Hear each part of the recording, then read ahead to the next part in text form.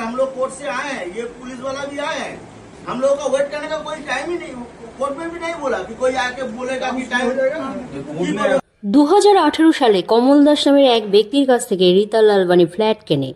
রীতা আলবানি একজন বিধবা মহিলা, তার 3 মেয়েকে নিয়ে জীবন কেটে যাচ্ছিল। তার নিজের রেজিস্ট্রি করা ফ্ল্যাট, যার দাবি করছেন অন্য কেউ। কমল দাস কি এই ফ্ল্যাট দুজনকে বিক্রি করেছে? মহিলা কি প্রতারণার শিকার হলেন? রীতা আলবানি আমার south Purbachal EM bypass road 10A আমি ছিলাম। না, আমি এখানে আমাকে বাড়ি থেকে বের করে দিয়েছে। মানে আমি এই বাড়িটা 2018-তে কিনেছিলাম, নভেম্বর মাসে আমার রেজিস্ট্রি হয়েছিল। তারপরে আমি ওখানে থাকতাম, প্রায় 5.5 বছর থাকলাম ওখানে।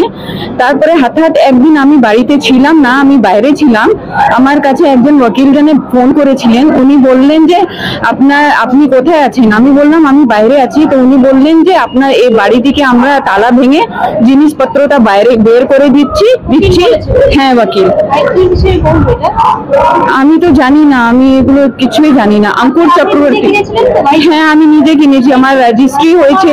হ্যাঁ, রেজিস্ট্রি আছে, আমার সব আছে। এটা হতে পারে যে কেউ বাড়ি কিনেছে টাকা দিয়ে, কিন্তু তাকে চেক করে দেওয়া। আমি তো নিজে বুঝতে পারছি না। আমি অত কষ্ট করে, আমি একজন ভিডিও লেডি, আমি অত কষ্ট করে, মানুষ জীবনে বাড়ি একবারে কিনতে পারে, আমি খুব কষ্ট করে কিনেছি। তারপরে আমার এবার এই অবস্থা হয়েছে, আমার নিজে থাকতে বাড়িও নেই। বাড়ির যে সরঞ্জাম সেগুলো কি বের করে দিয়েছে? হ্যাঁ, আমার সব জিনিসপত্র রাস্তায় রেখে দিয়েছে। উনি একটা কোর্টে, কনজিউমার কোর্টের একটা অর্ডার নিয়ে এসেছিলেন, হাতে লেখা ছিল। উনি বললেন যে আমার অর্ডার আছে, আপনার জিনিসপত্র আমাকে বার করার জন্য অর্ডার দিয়েছে। এই বাড়িটা অন্য কারো আছে, ওনার আগে রেজিস্ট্রি হয়ে গেছে, এই বাড়িটা উনি পাবেন। আমরা সাধারণত জানি রেজিস্ট্রি করা থাকলে কেউ বিক্রি করতে। হ্যাঁ, আমি তো ওটাই জানতাম। তারপরে আমি বললাম আমার সব কাগজপত্র রয়েছে, আপনি দেখে নিন, আমার সব ডকুমেন্টস আছে। উনি শুনতেই চাইছেন না। আমাকে কারণ দেখালো, বললো যে আপনি যার দিকে বাড়ি কিনেছেন উনি আপনার আগে অন্য কাউকে 2017-তে অন্য কাউকে বিক্রি করে দিয়েছেন, টাকা নেওয়া দেওয়া হয়ে গেছে ওনার মধ্যে। তো ওনার সাথে ওনার কেস চলছিল, আমি তো জানতাম না। তারপরে উনি কনজিউমার কোর্ট দিকে কেসটা জিতে তারপরে ও অর্ডারটা নিয়ে এসেছেন যে আপনি অর্ডারটা ওনার রবীন্দ্রনাথ পটনায়ক নাম ছিল ওনার ভদ্রলোকের।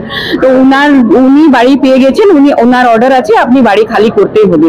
আর যদি আপনি কিছুটা বেশি আপনি যদি বলবেন যে বাড়ি খালি করব না, তাহলে আপনাকে আমরা পুলিশে বললো যে আমি ধরে নিয়ে চলে যাব।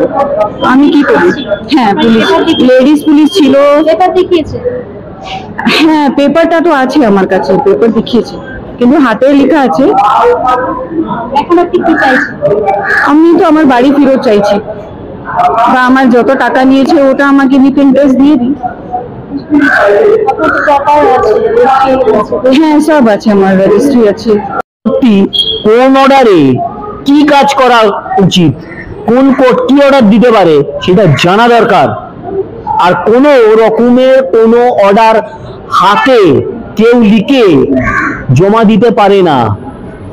এখানে প্রথম কথা, clearly violation of natural justice হয়েছে, 1 নম্বর।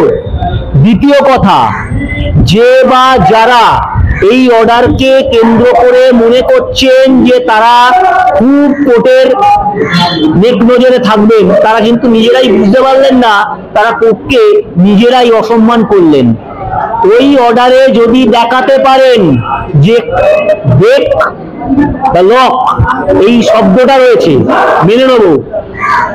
ওই অর্ডারে যদি দেখাতে পারেন যে এইখানেতে দেয় টাকা অসম্পূর্ণ, দলিলের সংরক্ষণ বা দলিলের নিবন্ধনকরণ পদ্ধতি বেঠিক, মেনে নেব। কিন্তু এই রকম ভাবে অকারণ উচ্ছেদ করা, এটা কনজিউমার কোর্ট করতে পারে না। আর